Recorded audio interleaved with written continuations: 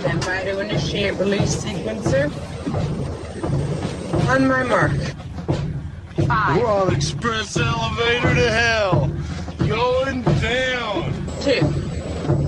1. Mark.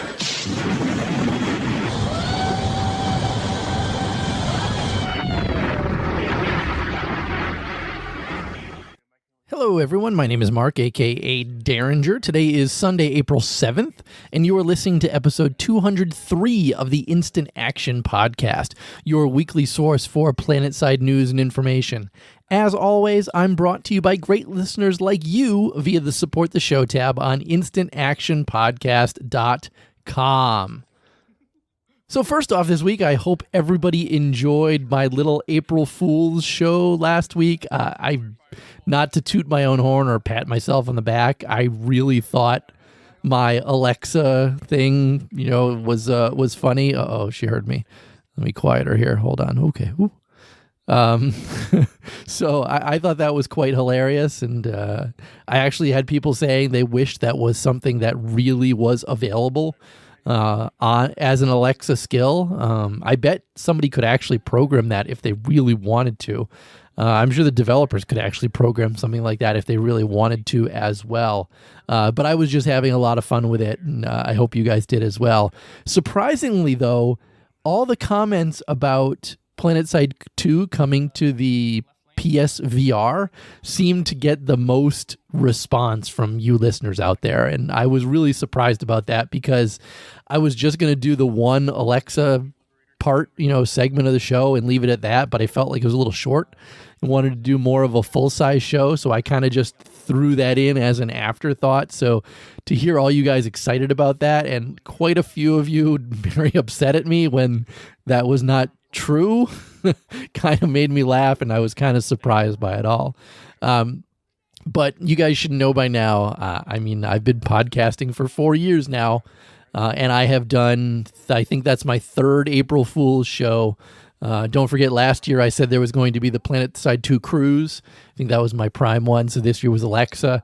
I guess I got to start working on next year's show already. And again, you guys are listening to this on a Tuesday, most likely. I'm going to apologize for not getting this show out yesterday. Sunday was quite the busy day.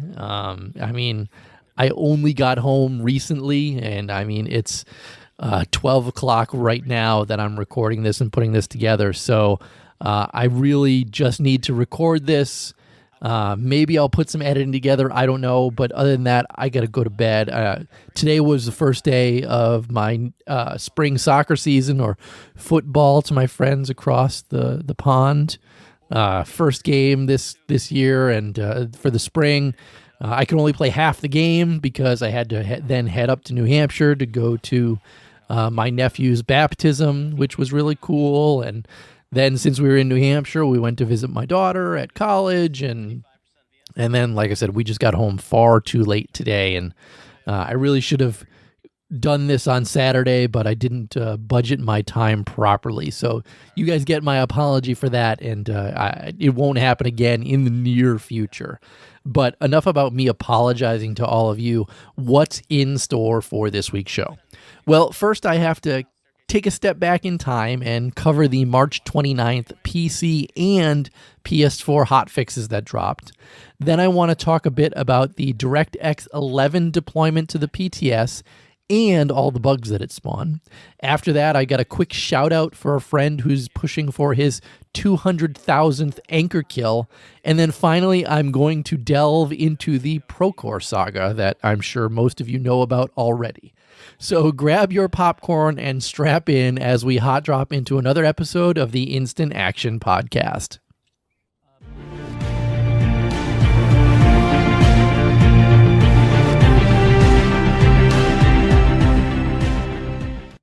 So first up, like I said, there was a PC and PS4 hotfix on March 29th. I should have covered it on last week's show, but since I dedicated it solely to April Fools, I didn't want to put in some true information along with all the false information that I did. So again, we did get a very small hotfix to fix some things, and the biggest thing is with NC Maxes. The devs have taken another pass on the shotguns, and this is really to help with the max versus max potential. And of course, this was something that I mentioned 2 weeks ago that I felt was the one glaring issue with the shotgun changes, is that they would not be as viable against other maxes. So again, they've put through some changes to help with that. Most of the changes are just increasing mag sizes and hastening reload speeds, or both. And this is for the scatter cannon first. They increased the magazine size from 6 to 8. They decreased the reload speed from 3,000 milliseconds to 2,500 milliseconds. The Matic got its magazine size increased from 8 to 10. Its reload speed went from 3,250 milliseconds to 2,250 milliseconds. That's a full 1,000 milliseconds off. That's a pretty big reduction. Next, the Hacksaw did not get a magazine size increase, but had its reload speed dropped from 3,500 milliseconds to 2,000 milliseconds. Again, that's an even bigger drop. That's a 1,500 millisecond drop. And finally, the Grinder got its magazine size increased from 12 to 16, and its reload speed reduced from 4,000 milliseconds to 3,500 milliseconds. So still the longest reload speed out of all of them, but it also now has the largest magazine size out of all of them. I'm excited to get in and actually use the Matic a little more to see how it feels now that it has more rounds in the magazine and a faster reload speed. And again, don't forget, reload speeds were normalized across all of these, regardless of short or long reload, in the patch prior. Now, the next update is only for the PlayStation 4. This was something that was overlooked in the last patch. You guys did not get access to the M202 worm for the Scythe, Reaver, and Mosquito. So that is now placed in the PS4. If you forget what the worm is, it's a ESF secondary weapon that fires a hard-hitting, slow-moving round at a low rate of fire. And it's an alternative to the air-to-air lock-on weaponry for hunting large air targets, specifically galaxies and liberators. You can still use it against ESFs, but it's a lot harder to aim with the worm than it is to hit a big slow-moving target, like a galaxy is a prime example. And again, I've seen most people using the worm against galaxies. Next, there were some other little miscellaneous changes, fixes, and additions. It was really just one, and honestly, even though it's just one, this is really a big one. They have removed the healing, repair, revive, shield repair, or resupply experience that you can receive in the Warp Gate. And this is a direct response to stat patters. If you don't know what a stat patter is, it's somebody who has been sitting in some corner of the Warp Gate for the most part, with a firing macro and an engineer reload macro. That's really the one that I've seen the most, is engineer throws out his ammo and then has a few people around him shooting. And they're just shooting randomly into the air and then reloading, so that they constantly are gaining ammo and then giving experience to a engineer to stat boost them, basically, to get them a whole bunch of certs in a short amount of time without them having to actually play the game. Same thing with healing, repair, and revives. Even though I don't see that one as much, it makes perfect sense to include all of those in this as well, because what's the point of getting that type of experience while you're sitting in the Warp Gate? Now, the only thing that I can think it's going to hurt is anybody who's flying an ESF, flying a Galaxy, flying a Liberator, and then goes and hides in the Warp Gate after getting shot at and damaged to repair themselves. They're certainly going to miss out on some of that experience, but in the grand scheme of things, for players who are really playing the game, I don't think that it affects them as much as it does the stat patterns. So I'm fully on board with that change. And that is the entire update or hotfix altogether. Not a lot of stuff, just a couple little things to tweak based on the last update. So with that, let's move on to our second topic this week.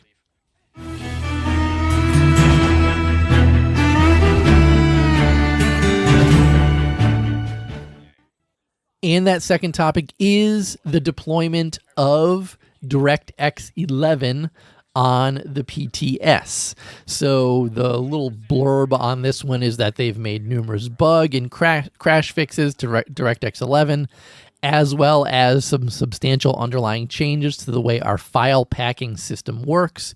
They feel that the new system offers better encryption of assets, which means a more secure game overall.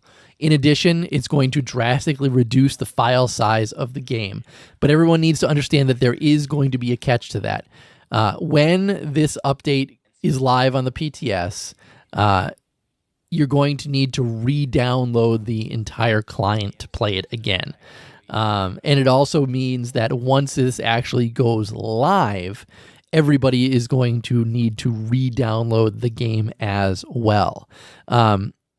That's very desirable to them, and they know it's such a large structural update, but they're going to also use this as a call to arms to incentivize players to actually re-download the game. And they're going to be making a big push for the return of lapsed players through various campaigns surrounding the upcoming release of the DirectX 11 update.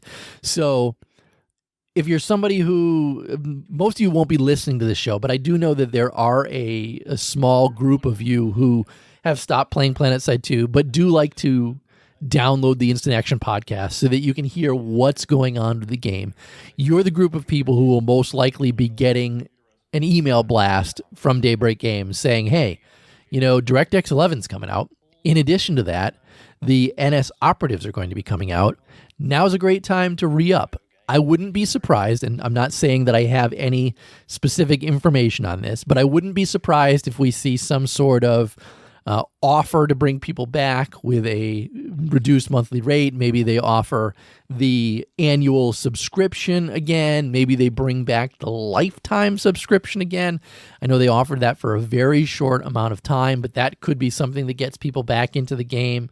But I would be very surprised if we didn't see some sort of big push on those players that have left the game for one reason or another to come back once the DirectX 11 stuff is pushed to live.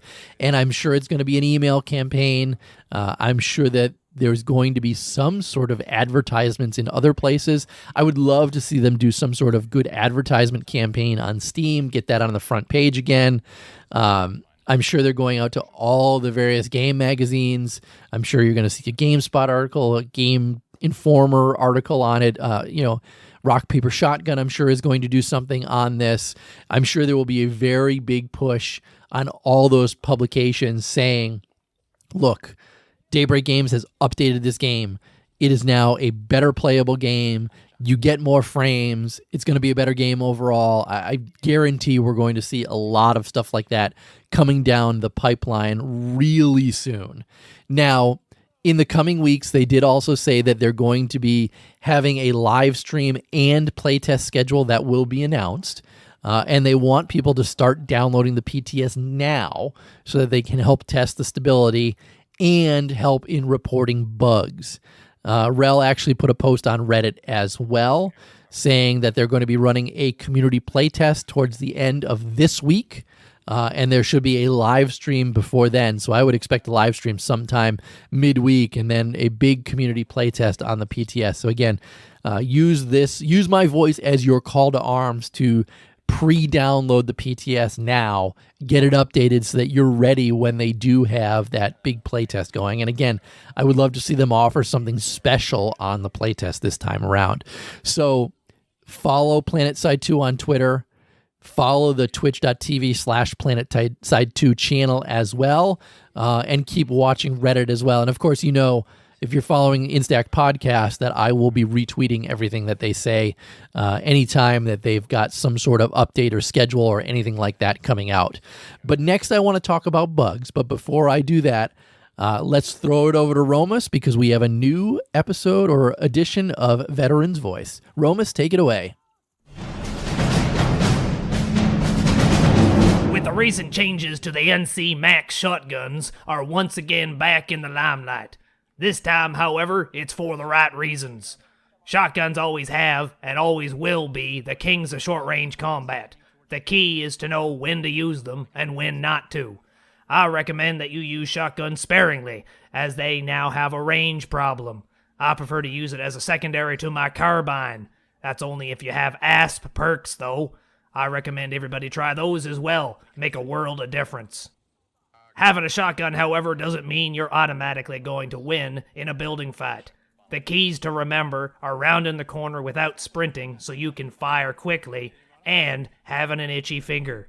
If you can shoot the enemy before you know they're there, you're probably better off.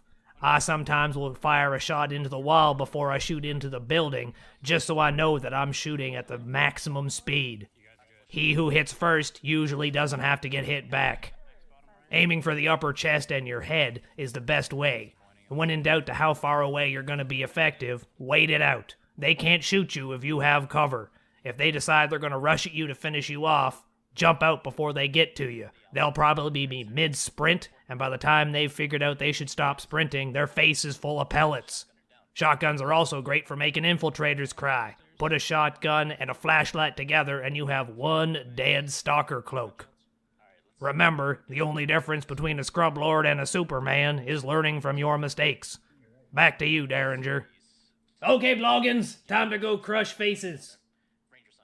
Yeah, some wingnut decided my KD was too low. I wonder what kind of shameless scrub would say your KD is too low. Any ideas? Well, thanks, Romus. Way to make me feel like an absolute piece of shit for shitting on your KD. Yeah, I don't know what else to say about it. I fucked up. I'm sorry, buddy. Please accept my apology. I will do my best never to KD shame you or anyone else again. And I know my own KD is shit, so, maybe I shouldn't be such a hypocrite regarding that. I apologize. Please accept my apology and don't stop doing Veteran's Voice. All right, with that, let's talk about some of the DirectX 11 bugs that we have seen, because there's an entire DirectX 11 test server bug tracking thread that White Forest put together on Reddit, which is really good. And big kudos, White Forest, for putting this together. I know you got a shout out from the devs as well, thanking you for putting this together, because it's a lot of good information that's out there.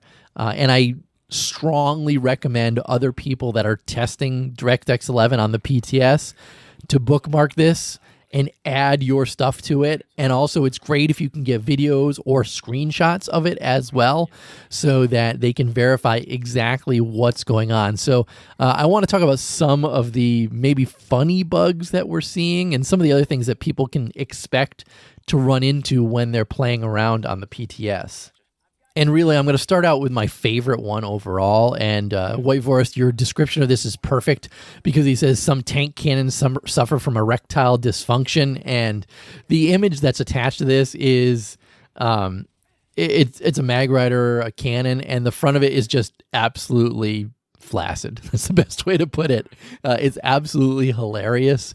But other than that, there are some major bugs that are out there that are being fixed by the devs as we speak.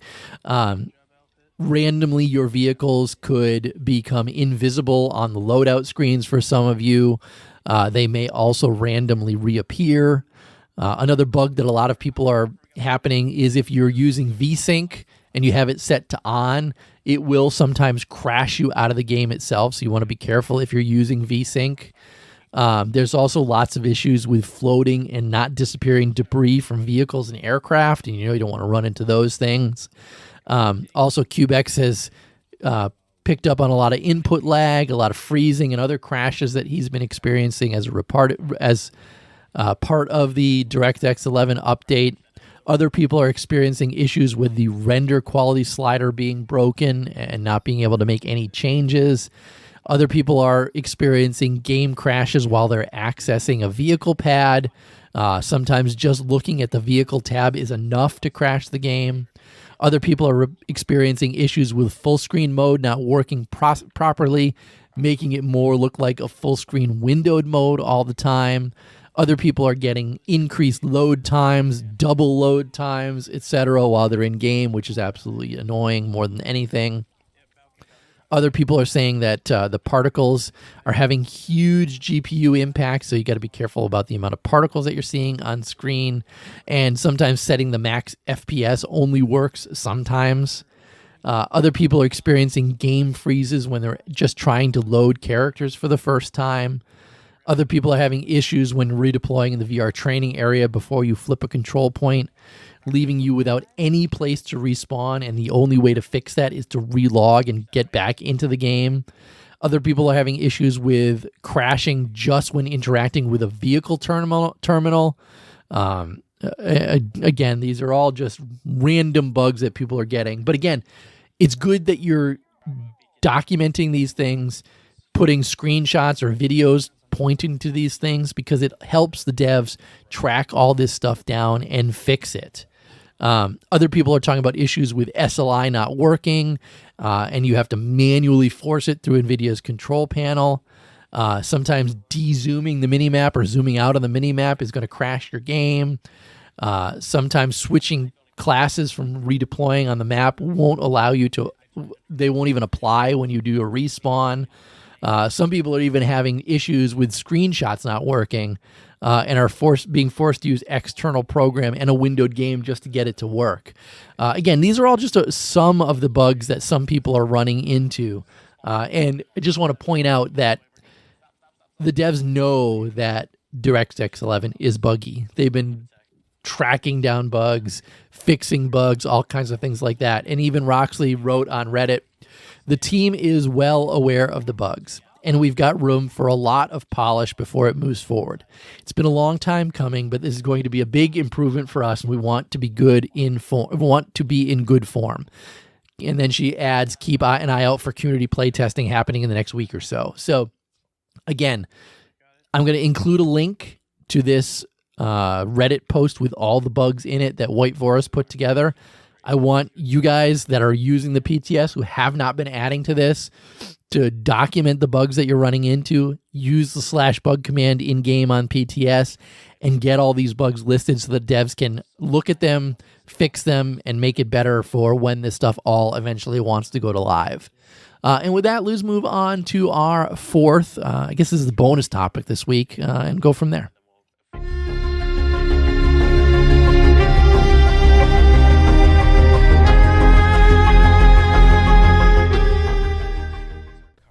And for those of you that know me, you know that when I said 200,000 anchor kills, you probably knew exactly who I was talking about. And this is my friend Aflick, who plays in Black Arrows with me. He said he's posted a Reddit post about this, and I wanted to just give a little bit of eyes to it as well. Aflick writes, I have recently returned to PS2. Over the past couple of years, I've been slowly amassing kills on the best weapon in the game, the LA1 Anchor. I've been streaming my progress with many of you. The game feels fresh for me, and I've been having a really good time seeing old faces and meeting new ones. The support this community has shown me has been warmly received this last month. I wanted to give back for the many years of enjoyment this community has given me. When I hit 180,000 kills, I will be giving away $20 in Daybreak Cash. When I hit 190,000 kills, I will be giving away $30 in Daybreak Cash. And when I finally hit 200,000 kills, I will be giving away $100 in Daybreak Cash. And he says, please go and follow him at twitch.tv/Aflick. And that's spelled AEFLIC. Please follow him. Please watch him stream as he goes for anchor kills. He's a good player. I'm not going to lie. One of the better players that I've ever seen using the anchor itself. I am much happier when I'm playing with him because I feel like he makes my game better at the same time. So I'm hoping that you, my community, will go and give Aflick some support. Go watch him stream. Go ask him questions on what his play style is. He can give you more anchor tips than anybody else within the game on how to be the best at using the anchor.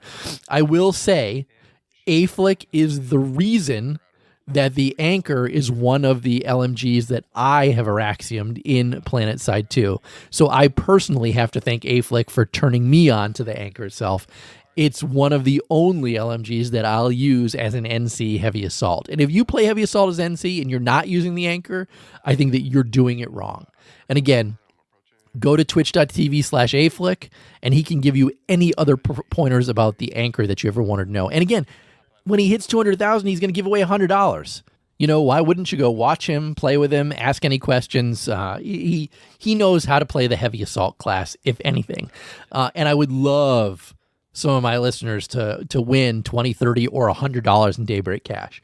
Avlik, I'll be rooting for you. With that, let's move on to our fifth and final topic this week. Again, get your popcorn ready.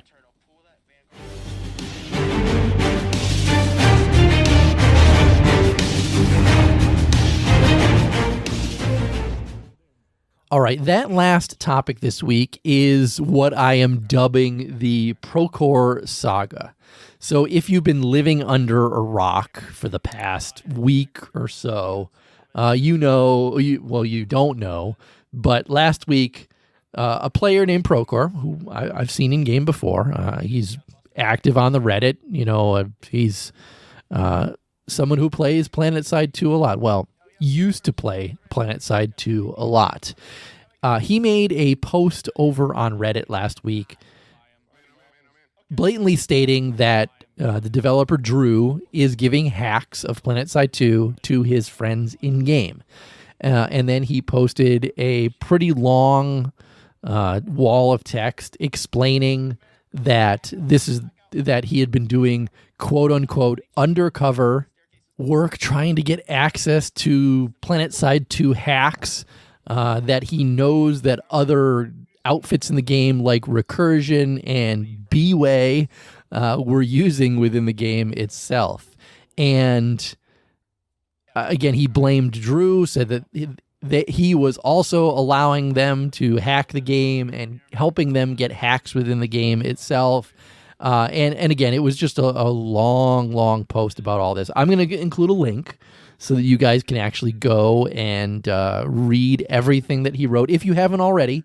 And again, maybe you all haven't seen this, but what it all comes down is that he was mercilessly trolled by a few people in PlanetSide 2. And I mean, I'll name names because why not? Recatech basically did the majority of it, but Saiyan, Liddy, as well as Destruction, and a whole bunch of other people were in on this trolling of Procorp because Procorp reached out and asked for hacks in PlanetSide 2. And he even admitted that he had hacked in another game and was looking for a way to hack within PlanetSide 2. And these guys put together some great stuff for him that acted as if it was a hack within the game itself. And then when they revealed to him that it was all an elaborate joke, he kind of raged over the whole thing and posted his huge diatribe and even went after Drew specifically. And Drew had to explain that, look, it was a joke. I'm not sure how in on the whole thing Drew was or anything like that, but that's neither here nor there. I wanted to cover this topic today because I have some thoughts regarding it. Now, first, I want to talk about Procorp himself. Procorp is an admitted hacker in another game. I believe the game he played was APB, and said that he had hacked in another game.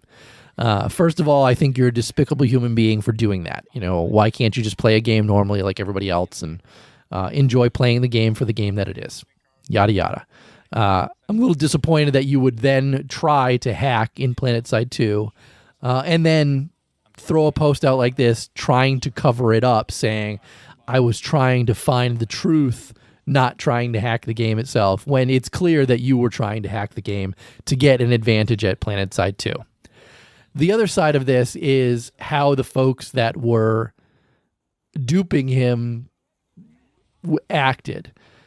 Is it funny? Yeah, it's funny. Did they maybe go a little too far? Probably a little too far. But Procorp, you get what you fucking deserve when you're trying to hack a game like PlanetSide 2. Especially when you're throwing out shit on other outfits within the game that are not hacking the game. I don't want to be a B-Way apologist or anything, someone protecting B-Way just because I play with B-Way. I play with a lot of outfits in the game. I don't just play with B-Way, but I can tell you from the past 3, 4, 5 months that I've been playing with B-Way, no one in B-Way is hacking the game. They just like playing the game. They play it in an organized group, and they're good at it. It's the same thing with the friggin' recursion players. The recursion players, when they played in a large group, they played in a group. I mean, they did all the Carapace medic stuff when that was a thing. They just know how to play the game properly and at a higher level than you did. And just because they do that, you think they hack. Or you pick out a random player who's got 30 kills at a tower defense, and everybody else has 1, 3, or 4 kills. That happens everywhere. It doesn't matter who it is. Just because someone spams in Yell chat, I'm using the AC.exe hack, doesn't mean they're really using a hack within the game itself. That was a meme from many, many years ago. I mean, people put together a screenshot of a fake AC.exe thing. Even Rel commented on it that it was a fake thing and it was hilarious, and that he wished they had added a screenshot button to it just so they could get rage tells out of it. I shouldn't even have to talk about a topic like this in the game itself, but because everybody seems to think when they get outplayed by a skilled player that that other player is hacking. That's not the friggin' case 99.9% of the time in PlanetSide 2. Are there a couple hackers out there? Sure. They're using wall hacks. They're using other hacks like that. That's why we have a program like BattleEye, which is doing its damnedest to try to catch a lot of these people. And sure, there are a couple hackers that are hacking the game and aren't getting caught for one reason or another. That's the dev's problem. That's not our problem. And I really wish PlanetSide 2 would do something like H1 was doing. And if you've ever watched some of Otnil's streams, he does something called Cheater Beater, where he particularly finds people that are hacking the game and blows them up in game. I wish PlanetSide 2 would do something like that. I would happily do something like that if they gave me God mode within the game to find people that are legitimately hacking the game. If I had a list of them and I could go and knock those people out, that would be hilarious. I'd love doing something like that. I would do something like that live on Twitch, just like Otnil does. But again, PROKOR, you went too far when you tried to hack the game. You got what you deserve. Did these guys go a little too far in doing it? Sure. I still found it hilarious. And again, you got what you deserve. Stop accusing players better than you of hacking the game, because it's not what's happening. I'm done. I got it all off my chest. PROKOR, I'm glad that you left the game of PlanetSide 2. Don't come back. End of story. Housekeeping, let's go. Housekeeping. Housekeeping. Come back later, please. Housekeeping. Not now. Housekeeping. Go away. I coming anyway? All right, for housekeeping, I did get one email this week. It was actually after I finished recording the show, so I've re-recorded this housekeeping section because I wanted to just give a quick shout out to Woody. Woody wrote to me saying, first long-time listener, first-time emailer. The latest show was not available today, and I realized how much I look forward to the 30-ish minutes of my favorite Yankee each week. Donation made, and thanks for all the shows. First off, Woody, thank you for the donation that you made to the show today. I really, really, really appreciate it. I'm sure since you're clearly a longtime listener, you know server costs are coming up. I actually just moved all the money to pay for that into my PayPal account today. And I will be paying all my server costs next week to continue another year of the Instant Action podcast. And that's thanks to listeners like you, Woody.